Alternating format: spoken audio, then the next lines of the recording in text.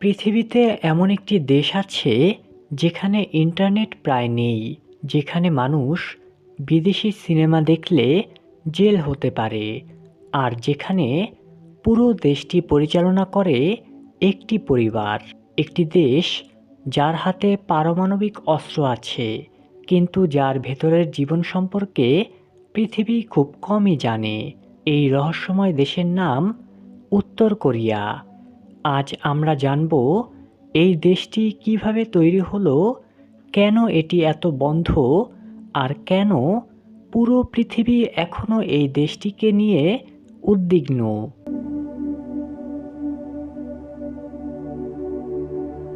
পূর্ব এশিয়ার এক রহস্যময় দেশ উত্তর কোরিয়া। বিশ্ব রাজনীতিতে যতটা আলোচিত, প্রকৃতির দিক থেকেও দেশটি ততটাই বৈচিত্র্যময়। এই দেশটি কোরিয়ান উপদ্বীপের উত্তর অংশে অবস্থিত। এর উত্তরে রয়েছে চীন ও রাশিয়া, আর দক্ষিণে সীমান্ত রয়েছে দক্ষিণ কোরিয়ার সঙ্গে, যেখানে দুই দেশের মাঝখানে রয়েছে বিখ্যাত কোরিয়ান ডিমিলিটারাইজড জোন। উত্তর কোরিয়ার ভূখণ্ডের বড় অংশই পাহাড়ি। দেশটির প্রায় ৮০% এলাকা পাহাড় ও উঁচু ভূমি দ্বারা গঠিত। সবচেয়ে বিখ্যাত পাহাড় হল মাউন্ট পিকটু। এটি শুধু একটি পাহাড় নয়, উত্তর কোরিয়ার জাতীয় পরিচয়ের প্রতীক।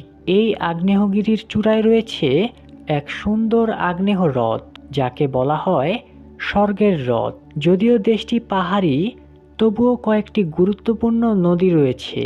এর মধ্যে সবচেয়ে বড় হল ইয়ালু রিভার, যা উত্তর কোরিয়া ও চীনের প্রাকৃতিক সীমান্ত তৈরি করেছে। আরেকটি গুরুত্বপূর্ণ নদী হল তুমেন রিভার, যা রাশিয়া ও চীনের কাছাকাছি অঞ্চলে প্রবাহিত।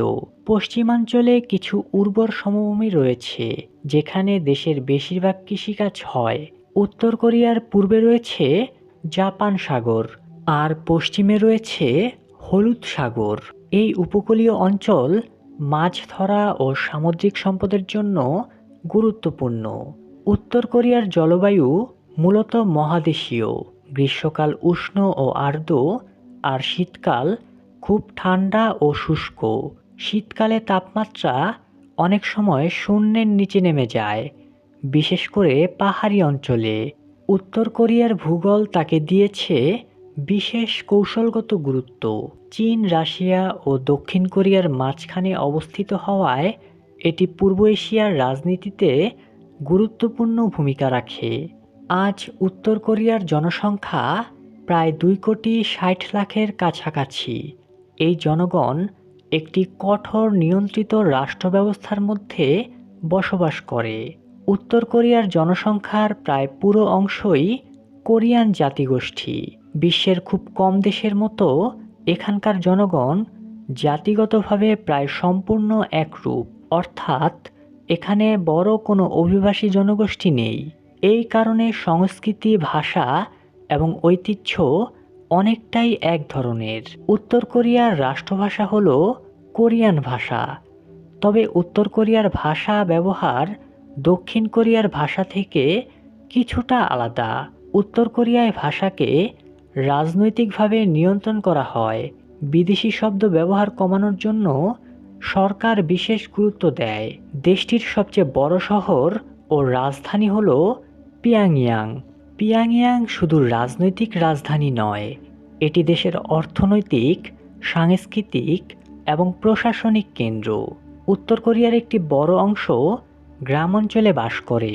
অনেক মানুষ কৃষি ও শিল্প খাতে কাজ করে। উত্তর কোরিয়ার সমাজ একটি বিশেষ রাজনৈতিক শ্রেণীবিন্যাসে বিভক্ত, যাকে বলা হয় সংবান। এই ব্যবস্থায় মানুষের সামাজিক অবস্থান নির্ধারণ করা হয় তার পারিবারিক ইতিহাস এবং সরকারের প্রতি আনুগত্যের ভিত্তিতে। এই শ্রেণীবিন্যাস মানুষের শিক্ষা, চাকরি ও বাসস্থানের সুযোগকে প্রভাবিত করে। উত্তর কোরিয়ার জনগণ বহু চ্যালেঞ্জের মুখোমুখি, বিশেষ করে খাদ্য সংকট ও অর্থনৈতিক সীমাবদ্ধতা। ১৯৯০-এর দশকে বড় ধরনের দুর্ভিক্ষ দেশটিকে গভীরভাবে আঘাত করেছিল। তার প্রভাব এখনো সমাজে অনুভূত হয়। হাজার হাজার বছর ধরে কোরিয়ান উপদ্বীপে বিভিন্ন রাজ্য গড়ে উঠেছিল। এর মধ্যে উল্লেখযোগ্য ছিল গোরিয়, বিগজে এবং শিলা। পরবর্তীতে গোরিয় রাজবংশের সময় থেকেই কোরিয়া নামটির উৎপত্তি। এরপর দীর্ঘ সময় ধরে উপদ্বীপটি শাসন করে জোসিন ডিনাস্টি। এই সময় কোরিয়ায় সংস্কৃতি, বিজ্ঞান ও প্রশাসনিক ব্যবস্থার বড় উন্নতি হয়। 1910 সালে কোরিয়া দখল করে নেয় জাপান। পরবর্তী 35 বছর জাপানের কঠোর ঔপনিবেশিক শাসনের অধীনে ছিল কোরিয়ান উপদ্বীপ। এই সময় কোরিয়ার ভাষা, সংস্কৃতি ও অর্থনীতি জাপানের নিয়ন্ত্রণে চলে যায়। 1945 সালের দ্বিতীয় বিশ্বযুদ্ধ শেষ হলে জাপানের শাসনের অবসান ঘটে, কিন্তু কোরিয়ার স্বাধীনতার সঙ্গে সঙ্গে উপদ্বীপটি দুই ভাগে বিভক্ত হয়ে যায়। উত্তর অংশ নিয়ন্ত্রণে নেয় সোভিয়েত ইউনিয়ন আর দক্ষিণ অংশ নিয়ন্ত্রণে নেয় আমেরিকা। এই বিভাজন তৈরি করে দুইটি আলাদা রাষ্ট্র, উত্তরে উত্তর কোরিয়া এবং দক্ষিণে দক্ষিণ কোরিয়া। 1950 সালে শুরু হয় ভয়াবহ কোরিয়ান যুদ্ধ। উত্তর কোরিয়া দক্ষিণ কোরিয়ায় আক্রমণ করলে যুদ্ধ দ্রুত আন্তর্জাতিক সংঘাতে রূপ নেয়। একদিকে ছিল উত্তর কোরিয়া ও চীন, অন্যদিকে দক্ষিণ কোরিয়া ও আমেরিকা নেতৃত্বাধীন জাতিসংঘ বাহিনী। 3 বছর ধরে চলা এই যুদ্ধে লক্ষ লক্ষ মানুষ প্রাণ হারায়। 1953 সালে যুদ্ধবিরতি চুক্তি হলেও আজও দুই কোরিয়ার মধ্যে আনুষ্ঠানিক শান্তি চুক্তি হয়নি। উত্তর কোরিয়ার প্রতিষ্ঠাতা নেতা ছিলেন কিম সাং। তিনি দেশে সমাজতান্ত্রিক রাষ্ট্র ব্যবস্থা গড়ে তোলেন এবং জুচে নামে স্বনির্ভরতার আদর্শ চালু করেন। তার মৃত্যুর পর ক্ষমতায় আসেন তার ছেলে কিম জং ইল। বর্তমানে দেশটির নেতৃত্বে আছে কিম জং উন। এভাবেই উত্তর কোরিয়ায় একটি বংশানুক্রমিক রাজনৈতিক শাসন ব্যবস্থা গড়ে ওঠে। আজ উত্তর কোরিয়া বিশ্বের অন্যতম বিচ্ছিন্ন রাষ্ট্র। এর পারমাণবিক কর্মসূচি, সামরিক শক্তি এবং কঠোর রাজনৈতিক নিয়ন্ত্রণ দেশটিকে আন্তর্জাতিক রাজনীতির কেন্দ্রে নিয়ে এসেছে। তবে একই সঙ্গে অর্থনৈতিক নিষেধাজ্ঞা ও বিচ্ছিন্নতা দেশটির ভবিষ্যৎকে অনিশ্চিত করে রেখেছে। উত্তর কোরিয়া আনুষ্ঠানিকভাবে একটি সমাজতান্ত্রিক রাষ্ট্র। দেশটির পূর্ণ নাম Democratic People's Republic of Korea.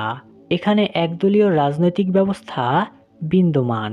রাষ্ট্রের প্রধান রাজনৈতিক দল হল ওয়ার্কার্স পার্টি অব কোরিয়া। এই দলই রাষ্ট্রের সব গুরুত্বপূর্ণ সিদ্ধান্ত নিয়ন্ত্রণ করে। উত্তর কোরিয়ার রাজনীতির কেন্দ্রে রয়েছেন কিম জং উন। তিনি দেশের সর্বোচ্চ নেতা। সেনাবাহিনী, সরকার, বিচার ব্যবস্থা এবং রাজনৈতিক দল সবকিছুই তার নেতৃত্বের অধীনে পরিচালিত হয়। এর আগে দেশটি শাসন করেছেন কিম সাং এবং তার পুত্র কিম জং ইল। এভাবে উত্তর কোরিয়ার একটি বংশানুক্রমিক রাজনৈতিক শাসন ব্যবস্থা গড়ে উঠেছে। উত্তর কোরিয়ার রাজনীতির ভিত্তি হল জুচে। এই আদর্শের মূল ধারণা হল স্বনির্ভরতা এবং বিদেশি প্রভাব থেকে স্বাধীন থাকা।